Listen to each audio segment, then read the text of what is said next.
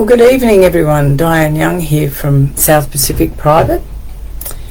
We're talking about the impact of childhood trauma on adult mental health tonight. And just as everyone's logging in, I'd like to acknowledge that we're here today on the land of the Gayamagal people, part of the Eora Nation. The Gayamagal are the traditional owners and custodians of this saltwater country and are part of the oldest surviving continuous culture in the world. We particularly pay our respects to the elders past, present and emerging. So as everyone's logging on, I wanted to talk about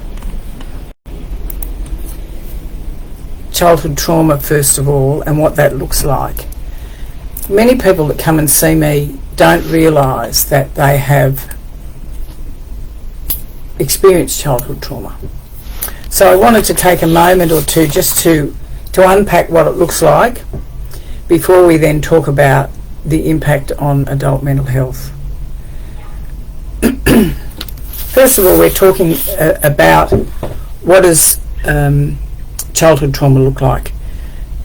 And I suppose in my world I talk in terms of abuse and trauma, and they're the words that I use when I'm unpacking this subject.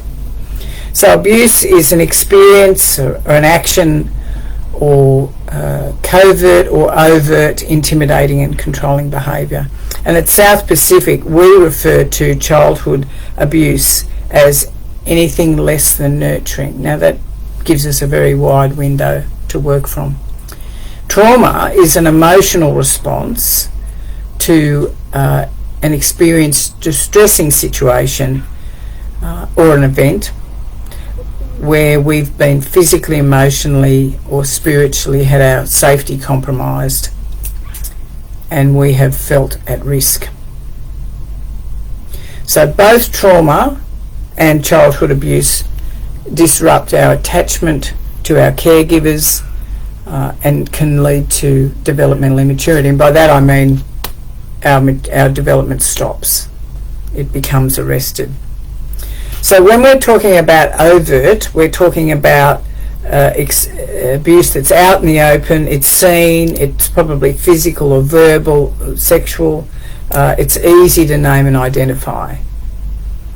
And I'll go through levels of abuse in a moment. When we're talking about covert, we're talking about manipulative and underhanded control.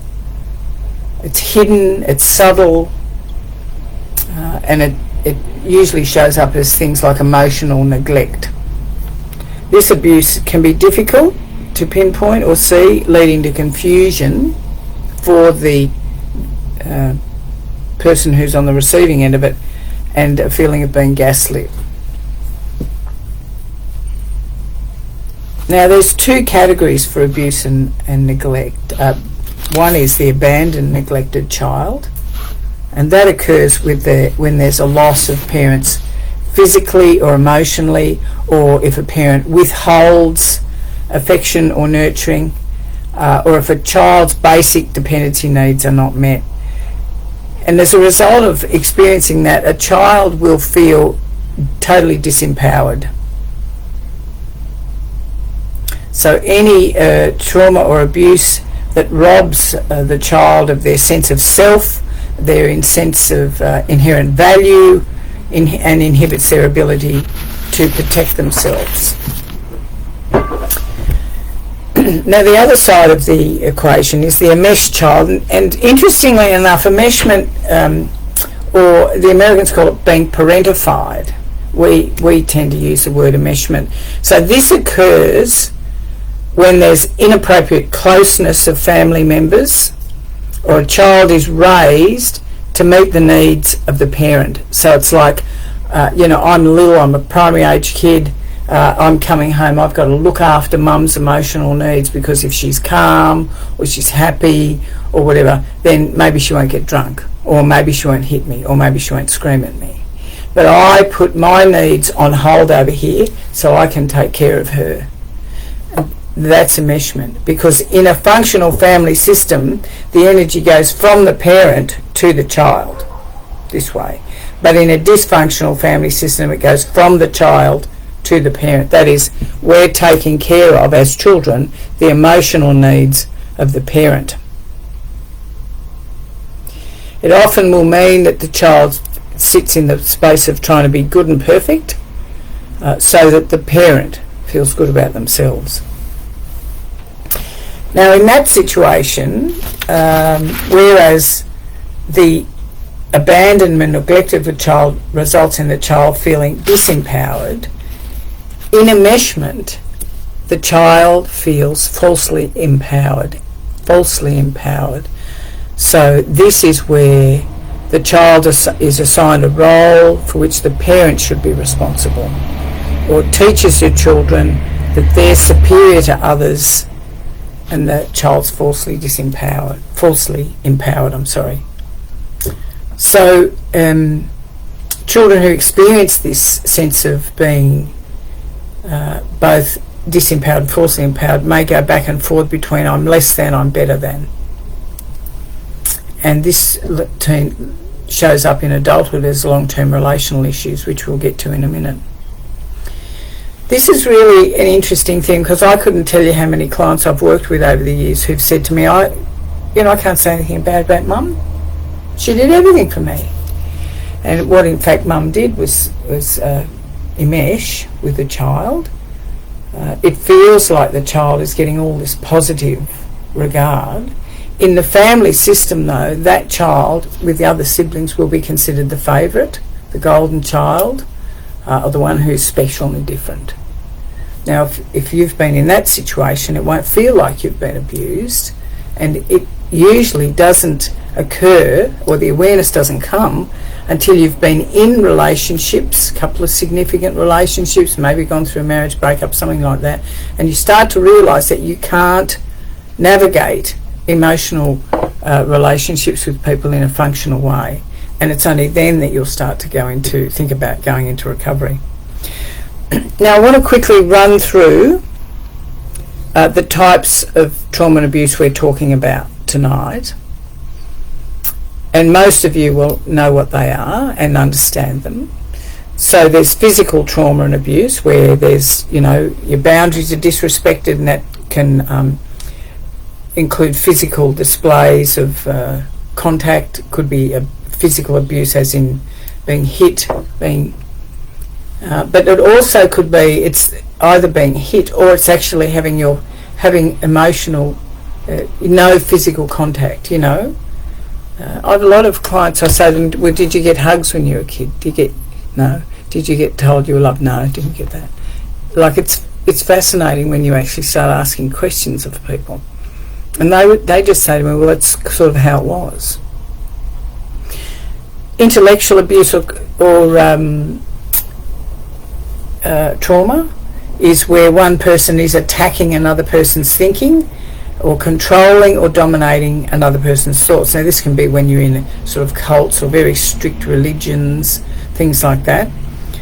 There can be a lack of appropriate parenting in this part of abuse, and failure to impart to the child that life's full of problems and we have to navigate our way through them, and failure of the parent to actually show the child or teach the child how to navigate through difficulties.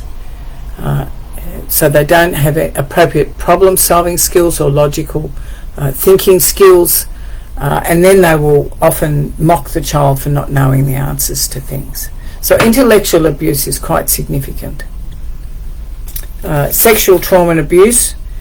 You know that sexual acts between two or more people without consent, and sex between an adult and a child is never consensual. Sexual abuse is not always overt and can include manipulation and coercion to participate in non-consensual sexual acts. Sexual abuse can also be non-physical or covert, so inappropriate comments, leering, being conscious someone's looking at you all the time, lack of privacy, exhibitionism by the parents, or a child being shamed for their own healthy sexuality. And whilst this is extreme, and people find this quite rightly abhorrent, this abuse is actually on par with a lot of the other abuses that we experience. Emotional abuse is often the most common. That's where there's power imbalance, and that can include verbal, non-verbal conflict, threats, humiliation, invalidation, that sort of thing. Any sort of verbal shaming behaviour. But again, as with physical, it can be the withdrawal of emotional affection. That can be considered emotional abuse. So it's the other side of enmeshment, really, where you're getting too much emotional abuse. In some instances, you're not getting enough or any. Spiritual abuse and trauma is where religious addiction of a parent or caregiver will be at the hands of the adult, parent acting like they're god of the family, never apologising for anything. In fact, that's a classic, if you want to know if you came from a dysfunctional family system, it's like, did you ever get an apology for anybody's bad behaviour? Usually you didn't. The indulgence of false empowerment of the child and perfectionism demanded or expected of the child. This is particularly so in religious, very highly religious families. An experience that shut down any or control the child's ability to explore and have sort of ability to reason through what their understanding is of the world and matters spiritual. So it's like there's only one way to do it, and this is the way. And if you step out of that, then you're in trouble. It can often be that someone in the family system, for example, may be very committed to their religion, nothing wrong with that, and they go to church every day and they do the flowers and they play the organ and they're there for whatever the minister or priest needs. But then they go home from giving all that, and they're loved at the church. They go home to the family and they're depleted. They've got nothing to give the family. It's like I'm pushing everything out here to look fabulous on the outside, but there isn't any ability for me to have anything left to give to my family. And often they'll be very angry when they go home. Financial abuse is any behaviour that impacts financial well-being of another, such as withholding money. So we're talking about coercive control with that now. Controlling spending, excluding a person from financial decisions that are being made that affect the whole family, and shaming a person for for spending or for having financial needs. And of course, people with gambling addictions are very attuned to that. They're very good at the shaming. It's like it's okay for them to blow, $50,000 a night on a gambling thing, but don't get an Uber home from the bingo game, that sort of stuff. It's very unequal. Now, we often talk about trauma as, in recent times, and I'm not sure that I'm really on board with this, they talk about capital T trauma or shock trauma is a catastrophic event where the person or child felt for their own safety. They were at risk, and it can include things like, divorce, war, accidents, natural disasters, disease, witnessing death or abuse. Now, I think trauma, it's a sort of broad brush.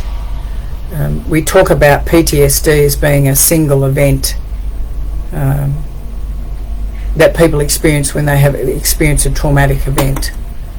And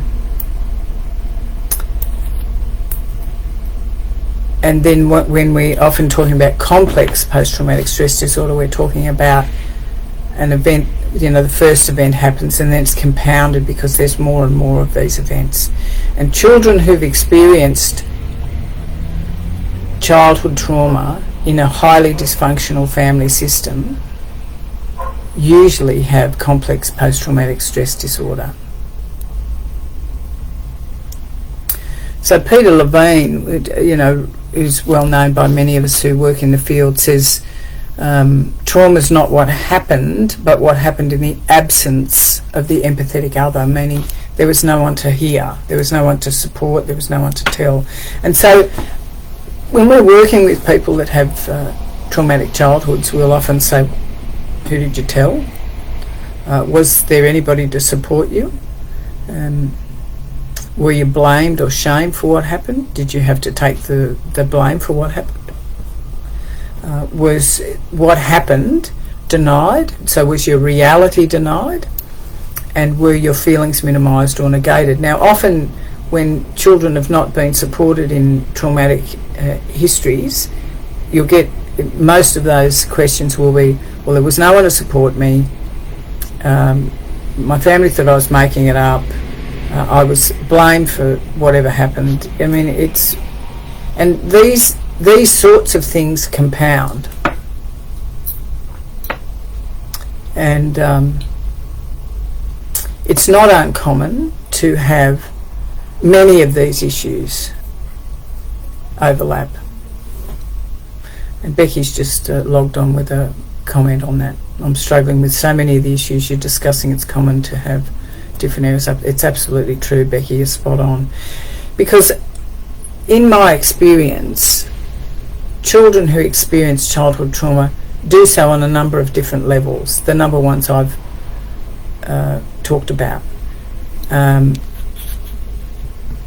What ends up happening is, and we work with the peer melody model of the model of developmental immaturity, and we talk about children need 5 things to be supported and safe in the world. They need to be of value. They need to be vulnerable, allowed to be appropriately vulnerable. They need to be allowed to be imperfect. They need to be able to be appropriately dependent, and they need to be spontaneous and open. Now, Esther's just come on and said low self-esteem is something to do with you. Absolutely, because if we're not allowed to be, if we're not valued in the family system simply because we stand upright and breathe in and out, not because we get an A in maths or we get captain of the cricket team or whatever, or we look after our siblings or we keep our room tidy or whatever it is, if we're not just valued because of the fact that we stand upright and breathe in and out, we will not learn healthy self-esteem. And if we don't learn healthy self-esteem, we will flip between the less than, I'm less than in my woundedness, or I'm better than, I'm in my adaptation, which means I don't feel very much. And if I go through each of them, if I'm not allowed to be appropriately vulnerable, I don't learn boundaries, internal boundaries from your heart to your abdomen, and external boundaries. And if I don't learn boundaries from my family system, then I'll go to too vulnerable, that is I have no boundaries, or invulnerable, which is I have walls. Now all of these mean that we send in some sort of, woundedness, or we're covering the wound. But whatever we're doing, we're not in a position to be able to support ourselves in a functional way because we're not taught how to do it. And we're still carrying from our histories what happened back there. The third one is I'm imperfect, and if I'm not allowed to be imperfect, because let's face it, we all are perfectly imperfect, it's like a catch cry around the hospital, I'm perfectly imperfect, then I don't sit in reality. Now reality is in the 4 areas: body, thinking, feelings and behaviour. So the body is, how do I feel about myself? It's where a lot of disordered eating comes from.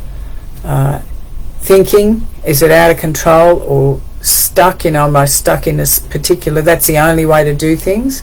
Feelings, do I have none or explosive? And behaviours, what I do and what I don't do. And it's actually reflective of the 4 before it. So reality is quite significant, because if I have my reality denied, then I will sit in, I'll do 2 things. I'll go to bad rebellious in my behaviour, which is in the woundedness, or good perfect, which means I'm in the adaptation. It's like I'm not feeling, I'm looking tickety-boo on the outside. It's all going on the inside, but I'm presenting a certain way. The 4th one is dependence. I'm allowed to be appropriately dependent, and we are, as a species, all interdependent. We're dependent on one another. And when we're dependent on one another, we learn healthy dependency. It's like, where do I begin and end, and where do you begin and end? It's like, we're not doing life like this, we're doing life like this. You know, I'm having a relationship with you. What I put into the relationship and what you put into the relationship creates the third energy, which is the relationship. Not this, but this. So when I'm not taught healthy dependency needs, then I sit in too dependent. That is, I'm going to bend over backwards for you to give me what I want, to get you to like me, or I'm going to be anti-dependent, which is I have no needs or wants. In fact, usually I don't even know what they are. I can't make a distinction. When I ask a lot of clients, so tell me, what is it that you need in your life right now? And they look at me a bit nonplussed. Or what is it you want? So we don't know what we need and we don't know what we want. They're very different spaces, you know. If I need to get my needs met, I need to be able to ask for them. I need to get help to get them. My wants, well, that's just, you know, what I'd like. That's a different animal. What I need is what I need to feel safe in myself and secure in the world around me. And the fifth one is if I'm not allowed to be spontaneous and open, which is like kids are, right? They make mess, they jump on beds, they do stuff, you know. They lose their school bags, you know, they do all sorts of stuff. Then I don't learn moderation. And if I don't learn moderation, that is limits. The limits are not set for me. I don't, you know, now's the time for dinner, now's the time for bed, now's the time for play. Then I don't, you know, they'll sit in out of control or controlling. The out of control is the woundedness and the controlling is the adaptation. Now, what we want to do is integrate those so that we can sit in the functional adult. And the functional adult is to have healthy self-esteem, be able to protect and contain myself with my boundaries, allow myself to be imperfect and accept everybody else is too, be aware of and appropriately meet my needs first and then others, and to be spontaneous, open and moderate. Now, it's a very simple model, and when we're talking about trauma as children and where it comes from, we're then talking about where we end up in our nervous system and the dysregulation we feel. The attachment, how does it, yeah, I'll come back to that, Sharon, if you don't mind.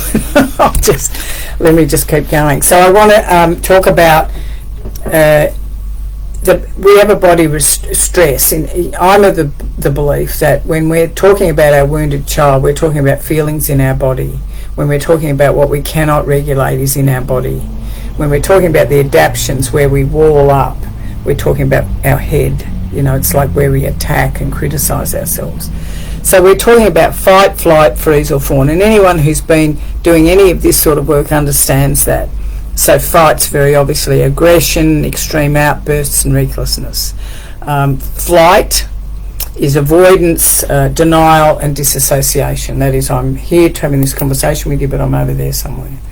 Freeze is I'm indecisive, I abandon myself and I become immobile. That is, I can't get out of my own way.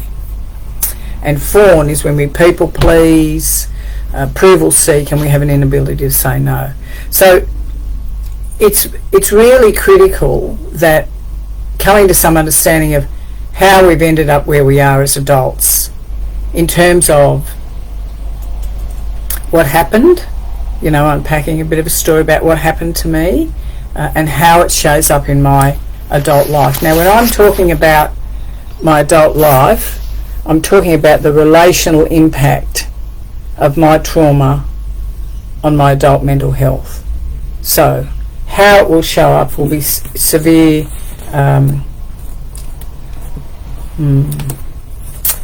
emotional dysregulation.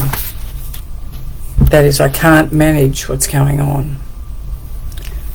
There will often be flashbacks or intrusive thoughts that I feel like I have no control over. I become quite avoidant in my behaviour. That is, I won't connect with people even if they want me to. And even if I'm in a relationship, I'll actually withdraw emotionally. I'll stay in the relationship, but I'll move out here somewhere. I'm often on hypervigilance. You know, it's like I'm checking the air to see if I'm welcome. I used to say that about myself before I got in recovery. It's like I'd walk in a room and sniff the air to see if I was welcome. I have difficulty trusting others. I have low self-esteem and self-worth. And it shows up absolutely in relational problems. And it may not just be with an intimate partner. It could be with friends, could be with family, could be with colleagues. I often will have substance abuse and addictions, and it can actually manifest in physical health issues. So there's a lot of data about how our childhood trauma can impact our mental health. And the difficulty is, I think, that when we've lived with this heightened state for so long, we actually think there's nothing we can do about it, I'm using the royal we there. When I actually sit in a space of accepting that what happened to me has impacted me, and I'm prepared to reach out to somebody who's professional, then we will be able to start to work through it. Now, I'm of a belief, from my own experience, my own lived experience really, and the experience of many of my clients, I think, that I can start to gently work through and unpack my history, look at how it continues to show up in my life. When we talk about how it shows up in our relationships, let me just talk about that for a moment. We will talk about the role we play. It comes into the role we play in our family system. You know, was I enmeshed with a parent? Which parent? Was it a mother? Was it a father? I had a woman in here the other day. She said, well, I was enmeshed with mum, and then when I left her and went to live with dad, I was enmeshed with him. So she was doing bouncing back and forth. But when she would leave one, because she was only little, and be forced to go and live with the other, she was enmeshed in those situations, but then abandoned at the same time. So she's flip-flopping all over the place in her emotional life. So we talk about the hero being from the enmeshed system. The hero is often the firstborn, although not always. It's a different story. That's like part 2, I think, of this. Then there's the scapegoat, which is the enmeshed child also, but they're disempowered and empowered. And there's the lost child. The lost child is the one that's abandoned, and that's more likely to be someone who goes into love addiction rather than the love avoidance. Now, the Gottmans call it pursuer distancer, which is often easier for many people to understand rather than love addiction, love avoidance. People go, I'm not a love addict. Well, okay. Are you a pursuer or a distancer then? And that's a softer language so they can identify with it. The critical point is that if you've experienced some level of childhood trauma and you've never had a chance to look at it, or in fact you're still in the process of looking at it, and trust me, I still have to look at some of mine, not very often, but stuff does come up, then I have to be prepared to get honest with somebody, and often it's a professional person. So the first thing I need to do when I'm trying to cope with what I'm presented with in my life, because I feel my life's falling apart, is I have to seek therapy. Now, I need a qualified mental health professional. I need someone who's trauma-informed to support me. And in South Pacific, we are very focused on trauma-informed therapy, addiction and substance abuse, PTSD, complex PTSD, and mood disorders. That's where we land. That's our specialty, and we have specific programs written for people who come into the facility to do the 3-week program to look at that. And sometimes the people come in, it's the first time they've ever unpacked it, and they're shocked. And if it's the first time you've unpacked it, please don't do it by yourself. Please don't get a book and start trying to work it out. Please reach out to somebody who can guide you through it. The second thing is mindfulness, which of course is, just a new word for saying meditation, or we do talk about breathing exercises. We talk about meditation and grounding exercises. And we're just trying to keep clients in the present moment awareness to reduce the stress and anxiety and promote that emotional regulation. There are those clients who are so terrified of their emotions they don't want to feel anything. So they're going to lock down. It does not mean the emotion goes away just quietly. And there will be others who are nearly hysterical with the amount of emotion they've got. Both are on the same continuum, and we need to be in the centre where we can actually feel it, because I can assure you now, your emotions will not kill you. A friend of mine always says, you've got to do your emotions, because if you don't do your emotions, they'll do you, which means they'll come out sideways somewhere and it won't be a pleasant outcome. And I think that's a very good way of looking at it. We need to build supportive relationships. Now, of course, anyone who's in substance or alcohol or relational abuse issues who do any 12-step programs, whether it's Alcoholics Anonymous, Narcotics Anonymous, Adult Children of Alcoholics and Dysfunctional Families, Al-Anon, they will find very supportive relationships and a trusted environment to continue their growth once they've done their first lot of unpacking.